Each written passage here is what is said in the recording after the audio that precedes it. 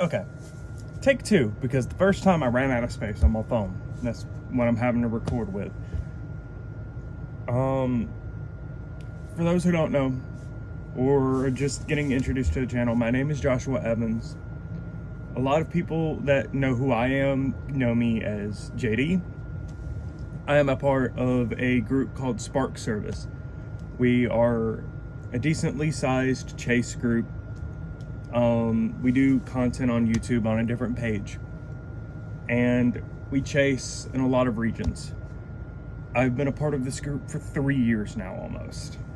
Well, more like 2. We started in May of 22. You get the point. This is a video I have been trying to make for a long time. Things have been kept on getting in the way, or I've been having to try and have proper etiquette when it comes to uploading it, and at this point I just need to do it because I'm gonna keep putting it off.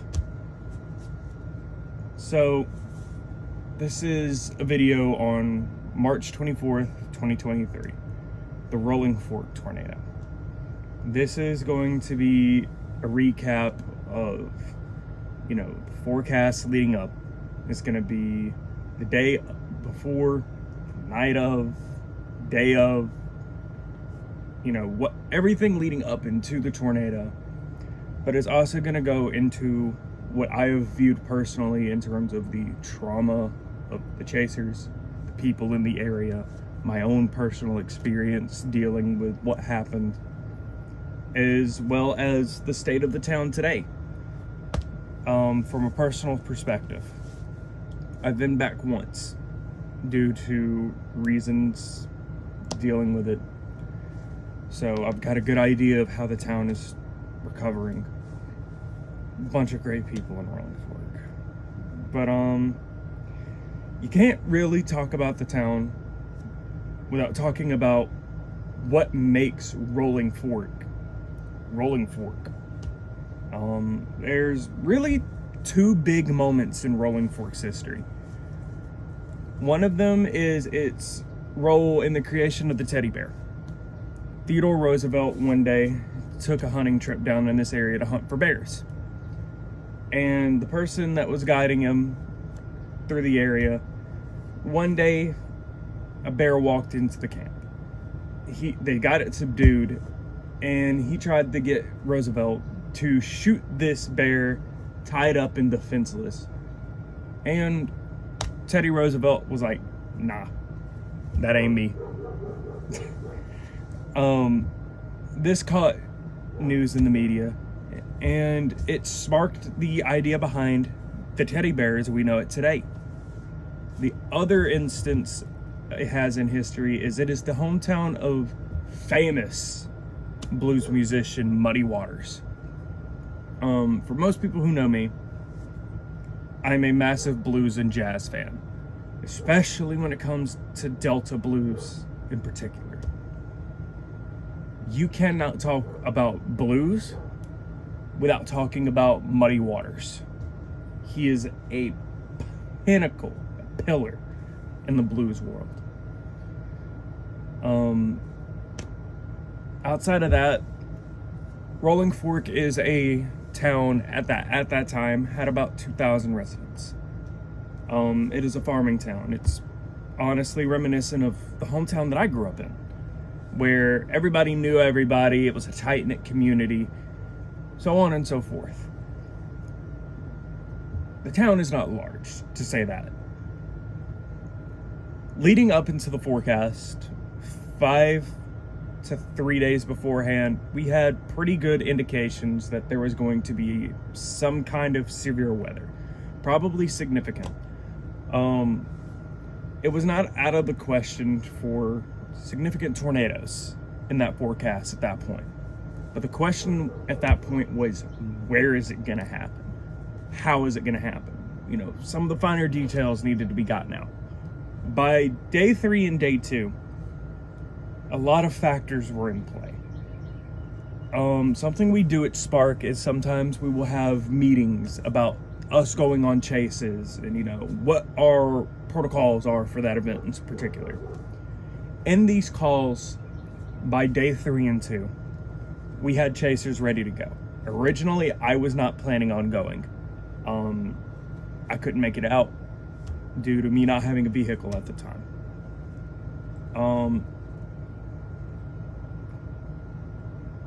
The talks were basically boiling down to, this is probably going to be a pretty severe outbreak. I think in one of the calls I mentioned significant to it, or honestly, me and the other analysts in our team. It's not just a me show. Me and the analysts in our team at one point suggested significant to intense tornadoes were likely. Conditions were that good. The night before, I get a call from Dayton. Most of you who know Spark Service know him as Griff. I called him as well, and we came to the conclusion that I was going to ride along with him. When I go along on chases, my job mainly is navigation, targeting, and forecasting. That is my entire role. I was going along for that. Eventually, we came to the conclusion that I was going to go up to Dayton after work, hop in the back of his Tahoe with all my stuff, and we were leaving. Simple as that. We left from his job sometime that night and made it to Tallulah, Mississippi, or Tallulah, Louisiana. Sorry. By the way, this is all unscripted. I don't edit videos. I don't script videos. I like to speak from me personally. We got to Tallulah, and like most chases I do, I can't sleep. I didn't sleep the night before at all. This entire time, up until the hotel after the event, I didn't sleep at all. I was looking at models and just alarm bells that morning. Looking at models while everyone else is asleep in the car were ringing. It's not often you get days like this anywhere, to be honest. Where it's so likely that a significant tornado outbreak is going to happen. But the main question is, where do we go at that point? I remember doing a video early that morning talking about, the threat for the day. And I remember in those videos talking about be ready, basically. This is probably going to be a big day. I had a gut feeling the entire night before and day of leading up into the chase. It's one of those days where something bad is going to happen. It's just, where is it going to happen and who is it going to happen to? Looking at model runs that morning were crazy to me. The potential for a widespread Mississippi Valley outbreak were there. I mean, at one point models were saying we could have had storms from southern Louisiana up into the northern Mississippi Valley. Or let me rephrase that. The Mississippi Valley is far north as southwest Tennessee. There could have been that many supercells. Of course, that's not what happened. Later that morning, everyone woke up. I was already awake. And immediately we start discussing, where are we going? What are we doing until we start the chase? Eventually we go from Tallulah to Delhi, and we just sit and wait. We're planning on meeting up with a group called Dixie Dwellers. Now, go follow them, by the way. And essentially just convoying with each other.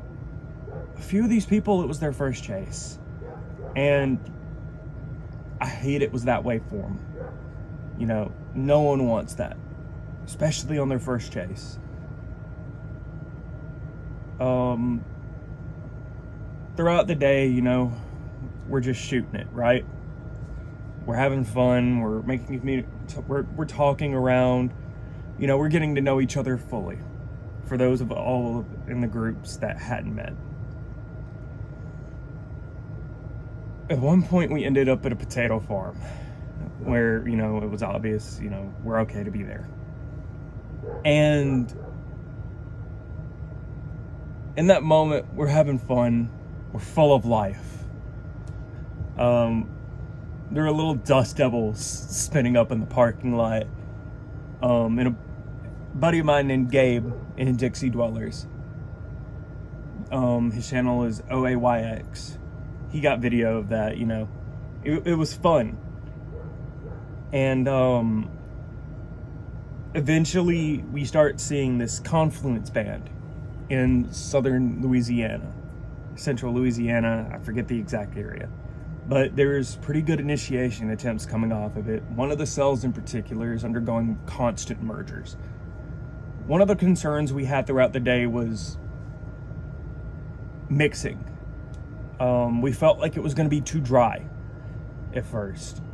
But part of me in the back of my mind knew, wait for something called a low-level jet, which is basically just a massive influx of moisture return, wind shear increase. We have to wait for that, and then we're good to go for the chase. I think we sat for like 20 minutes, and then we decided, okay, let's cross back into Mississippi. And our choices were Yazoo City and Rolling Fork. Originally, we were going to go to Yazoo, but halfway through the drive, we were like, it's obvious this is going to cross somewhere near Rolling Fork and Cary. Let's set up in Cary and go from there. Met some people at a little side store on the way up there. Pretty fun people, to be honest with you. We went a little bit further up the road and just got out and waited. It was at this time that the supercell had fully rooted, gotten its stuff together, and was rapidly intensifying. I remember being in the moment and thinking, okay, this is a bad situation probably. This cell is probably going to try and produce a tornado. With the strength it was intensifying, I in my mind I'm thinking, okay, this is probably going to be a significant tornado. It's by itself at this point. It's got really nothing impeding it. We keep going on, and then the supercell starts to cross in front of us. This is one of the things from that night that really shook me. We were maybe about 3 miles away from the hook in the inflow notch, paralleling it. And we're seeing all this lightning in the distance. It's charged. It is a strong supercell. And all of a sudden the winds start to pick up. It's inflow. And it's not just there, it's rapidly picking up. I think within a 3-minute span, we went from, stable 5-10 mile an hour winds to 60-70 mile per hour winds inside the inflow notch, 3 miles away from the tornado, where the tornado would be. It was strong enough at one point. I'm standing on the side of this road, and I'm getting a little bit of video. I don't have much. I had a crappy phone back then. And I lose my footing, and the wind drags me into this ditch off the side of the road. Had a little laugh about it. Went from there. At some point, I remember hearing wall cloud. And I look out, and I see this massive lowering with the lightning. The lightning made everything viewable. And surprisingly, it was at that point decently low precipitation. We were able to see the entire base and the wall cloud. And I keep sitting here thinking, this is not good. We have a large wall cloud getting ready to produce a tornado. Every scan at this point is looking better and better and better. And at some point, I remember looking back in one of my videos, I go right there, and it's as it touches down. At first, it was kind of like a little pipe, but within maybe a minute, it goes from being this nice little pipe tornado to a wedge. With at least 60 seconds and under, it went from wall cloud to 3/4 of a mile wide. And at this point, the wind starts really kicking up. Inflow is around 80 to 85 miles an hour. It has 5 minutes before it hits town. Someone beside me gets an imping off to the National Weather Service, and around that time it goes to PDS. I have not come across many tornadoes that have felt like this. I've seen EF3s. I've seen an EF4. This is one of a kind for me. I've never seen a tornado like this. And in that moment, I remember thinking, please just stay north of the town. Because right up the road from us at this point is Rolling Fork. It's not a large town, and I knew that.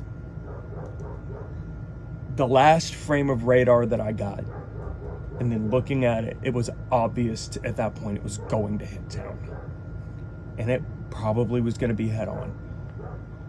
I remember thinking to myself, okay, I'm about to have to go into search and rescue mode, because at this point it could engulf the entire town. And it pretty much did that. At one point I remember getting a power flash illuminating everything and seeing the cell tower go. And at this point we have no communication with the outside world at all. We were basically in the dark. We wait for it to pass, and we're like, okay, we know what we have to do, let's go. We start going north, and we turn down a little street called Walnut Street. And at first, the damage on the outside of town is not that bad. And I'm sitting here thinking to myself, maybe I was wrong. Hopefully I'm wrong. Maybe this wasn't as bad as I thought it was going to be. And then we turned down Walnut Street fully, and the life just drained out of me. I got shell shocked because I'm looking at these houses and they're just gone, destroyed. There were cars in the street. There were lines everywhere. It's cliche, but it looked like a bomb went off. There was, for the most part, no more Rolling Fork. And Dayton snaps me out of this little shock I'm in and is like, get out, let's go. I froze. But once I got out, I immediately went into, okay, what can I do to help the situation? First thing I get out of the car and sees lines. Something that a lot of people were doing that night was not respecting power line safety. I was seeing people grab on the lines, and I remember screaming, watch for lines. There were downed power lines. Don't get near them. If you were near them, at the very least, keep yourself grounded. And that was on my mind for a while. Eventually, we found out, they weren't live. And we kept going into town. The first house we come up on and pull people out of, it's a family. Most part minor injuries. They're shocked. They're in shock. They don't know what has happened to them. We get them back to the Tahoe and we do first aid on them. They stay around the area. There was a red jacket I was wearing. We came across a woman. She was pretty badly injured. I'm not going to go into major injuries, but ended up patching this woman up. I took my jacket off and I used it as a tourniquet. Used it to stop the bleeding and cover the wound because there's all kinds of stuff in the area. And I don't want this woman getting an infection. I did what I could on site, got her to the Tahoe. I haven't seen her since. The last I heard, she got patched up at the Tahoe, and from there, she walked away.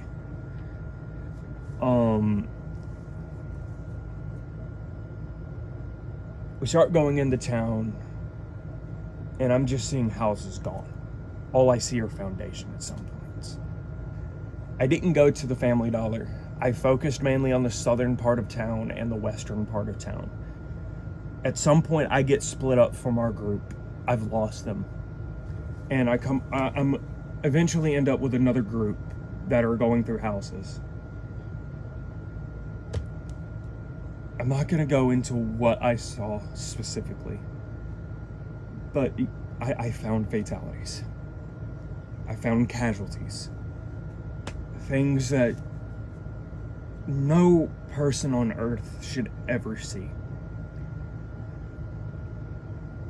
I found lives people's lives in that moment were destroyed. They had nothing in some cases. Not a single possession left. There were cars tossed on top of homes, trailers, semis thrown everywhere. And our group has never dealt with something of this scale. Neither group has. Some people, it's their first chase and they're getting introduced to this. They don't know what to do. We did some things right that night, but a lot of things we didn't. Gabe, buddy of mine, made a video talking about search and rescue operations in urban areas. Go watch that segment, and he goes into good detail about what we should have done right.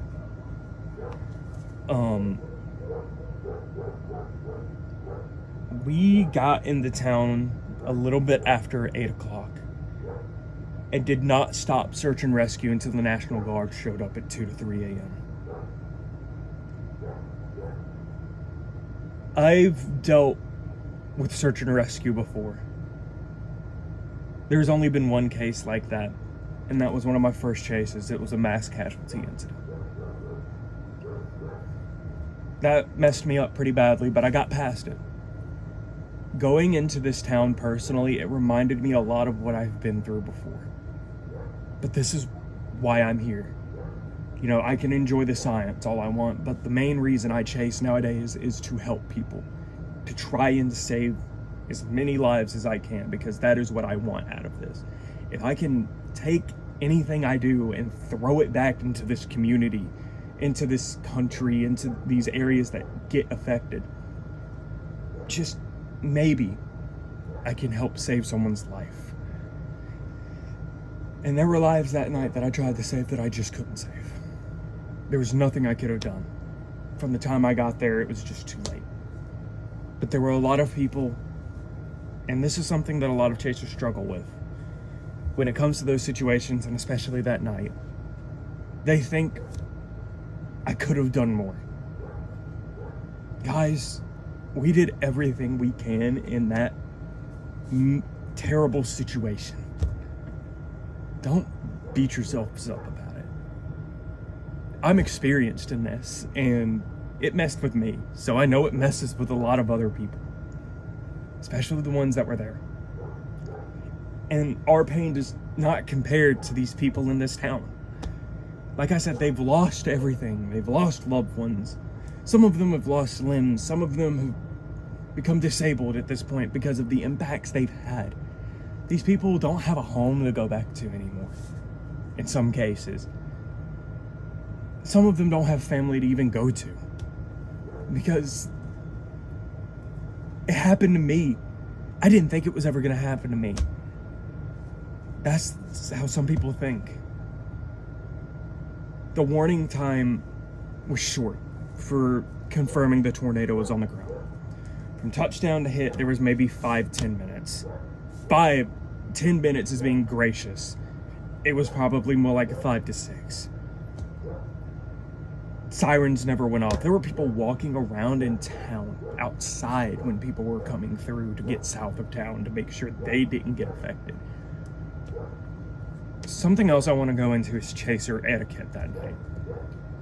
There were people taking videos of people in this really bad situation and using it for themselves.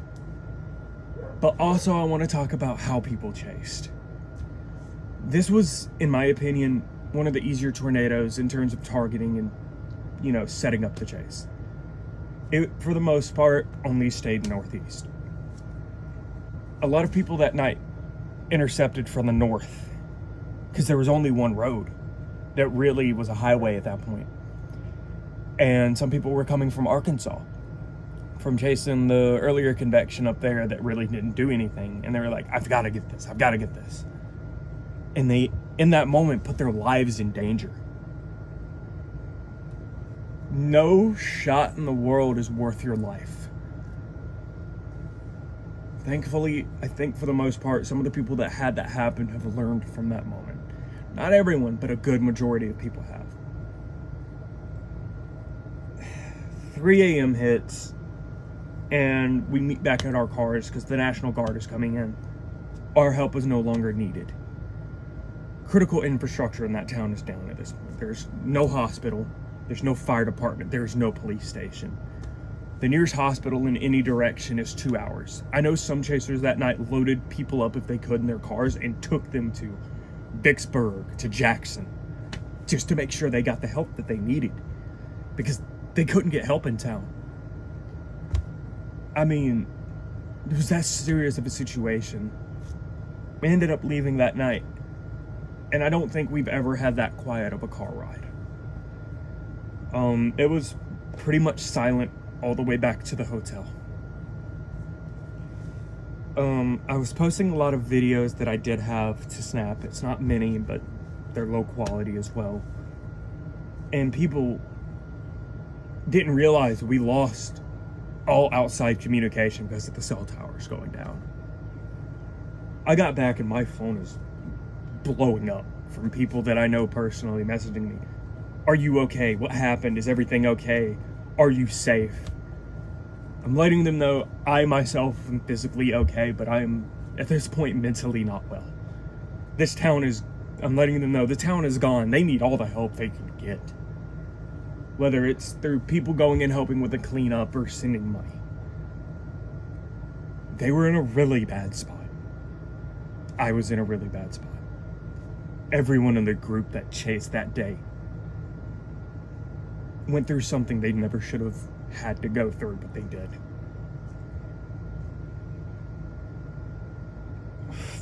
This is going to get into a section that's really personal for me. In that moment, I had PTSD, and I still do. For months, I had night terrors. I would keep going back to this moment, going back to specific situations where I would see certain people that I found. And I would keep having to go back through that moment of, there's nothing I can do but do what I can do. And I would always feel like it was never enough. I would feel like, nothing I did in that moment mattered, when in reality it did. I ended up at some point going and getting therapy for a few weeks. I still have the issues, but I'm managing them a lot better now. But I'm not the only case of this. A lot of chasers that night went through this. They went through the I didn't do enough situation. They saw people injured. In some cases, like me, they saw people dead. And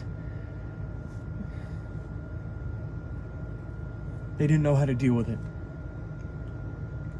I've seen these situations, and even in that situation, I didn't know how to deal with it either. If you're ever going through something like this, please reach out to your friends, reach out to your family. Go get professional help if you need it, like I did. Because no one should ever have to go through that alone.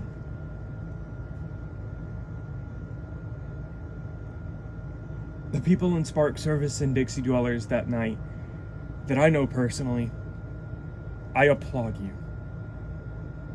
You did things that not many others could have done that night.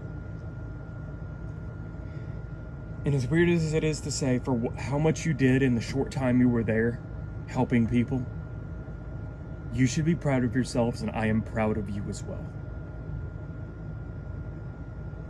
You did what you could. I'm gonna have to edit this together now because I ran out of space again.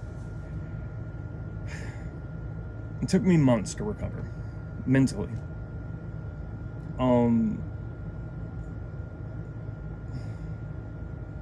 I couldn't go back to the town for a long time to check on it.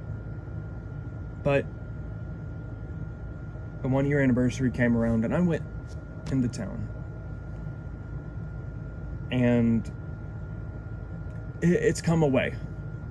It's still got a long way to go, but it's definitely made progress. There's a new housing division going up. There's tons of groups and individuals going to help rebuild this community, and it's amazing to see. Because with how much they lost, they needed all the help they could get. And they got that help. They got the media attention needed to get that help. And I'm happy for that. But, I really don't know where else to go with this at this point. Because now I'm going to have to edit this little video together a little bit. As much as I wanted it to be one take, it couldn't be. Thanks, phone space. But, I guess, thank you for watching. I really appreciate it. It's not as long as I wanted it to be because I wanted to go more in depth, but I knew I was on a time limit. So, I got what I could. It took me over a year to make the video. I kept putting it off. Sometimes I was lazy. Also, it's hot in here. There is no AC in this camper. I'm about to go inside and cool off and take me a shower. I just got off work. But, I guess consider subscribing. Like the video, share the video. This may go up on the Spark Service channel at some point. Maybe a little more edited. But this video is going to stay like this on this channel. From there, I guess, a good one. Take it easy. Stay safe, whether or where. And I'll catch y'all sometime.